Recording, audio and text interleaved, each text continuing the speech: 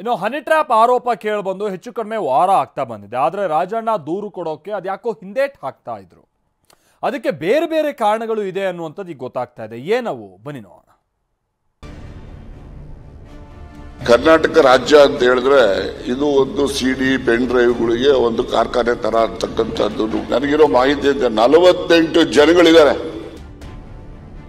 ಇಲ್ಲಿಯವರು ಇದ್ದಾರೆ, ಅಲ್ಲಿಯವರು ಇದ್ದಾರೆ. ರಾಷ್ಟ್ರ ಮಟ್ಟದಲ್ಲಿ ಇರ್ತಕ್ಕಂಥ ಎಲ್ಲ ಪಕ್ಷದ ಮುಖಂಡರು ಕೂಡ ಇದ್ದಾರೆ.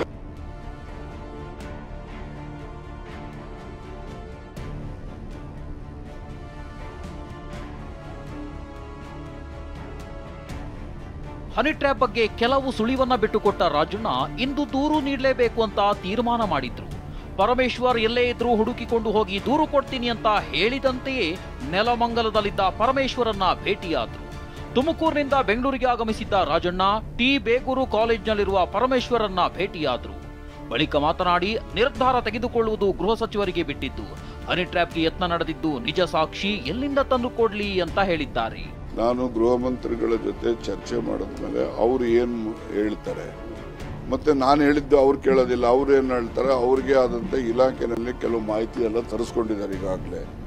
ಮತ್ತು ಅವರು ಮುಖ್ಯಮಂತ್ರಿಗಳ ಜೊತೆಯಲ್ಲಿ ಈ ನಾನು ಕೊಟ್ಟಿರ್ತಕ್ಕಂಥ ದೂರು ಅರ್ಜಿ ತೊಗೊಂಡು ಅವ್ರ ಹತ್ರ ಚರ್ಚೆ ಮಾಡಿ ಅಂತಿಮವಾಗಿ ಅವರು ಒಬ್ಬರನ್ನ ಏನು SIT ಮಾಡ್ತಾರೋ ಅಥವಾ DGP ಅಥವಾ ADGP ಲೆವೆಲ್ ಅಧಿಕಾರಿಯಿಂದ ತನಿಖೆ ಮಾಡಿಸ್ತಾರೋ ಅದು ಗೃಹ ಮಂತ್ರಿಗಳಿಗೆ ಮತ್ತು ಮುಖ್ಯಮಂತ್ರಿಗಳಿಗೆ ಸೇರಿದಂಥ ವಿಷಯ.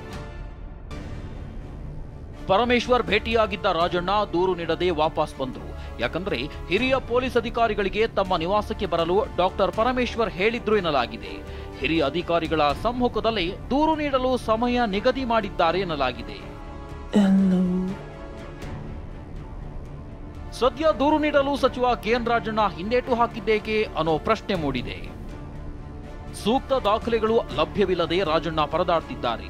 ಸಚಿವರ ಸರ್ಕಾರಿ ನಿವಾಸದಲ್ಲಿ CCTV ಇಲ್ಲದೆ ತೊಂದರೆಯಾಗಿದೆ ಎಂದಿದ್ದಾರೆ. ಸರ್ಕಾರಿ ನಿವಾಸದಲ್ಲೇ ಹನಿ ಟ್ರ್ಯಾಪ್ಗೆ ಯತ್ನಿಸಿದ್ದಾರೆ ಎಂದಿದ್ದ ರಾಜಣ್ಣ ಸದ್ಯ ಅದನ್ನ ಸಾಬೀತುಪಡಿಸಲು ದಾಖಲೆಗಳಿಲ್ಲದೆ ಪರದಾಡಿದ್ದಾರೆ.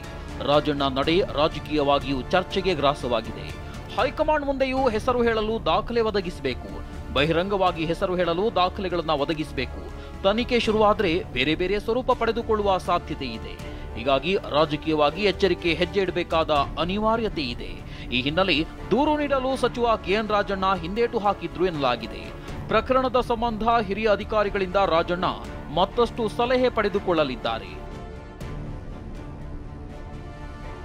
ಸದ್ಯ ಹನಿ ಟ್ರ್ಯಾಪ್ ವಿಚಾರವಾಗಿ ರಾಜಣ್ಣ ಎಚ್ಚರಿಕೆ ಹೆಜ್ಜೆ ಇಡಲು ಮುಂದಾಗಿದ್ದಾರೆ. ಆದರೆ ಹನಿ ಟ್ರ್ಯಾಪ್ ಸಮರ ಮತ್ತೊಂದು ಹಂತ ತಲುಪಿದ್ರೂ ಅಚ್ಚರಿ ಇಲ್ಲ. Bureau report TV9.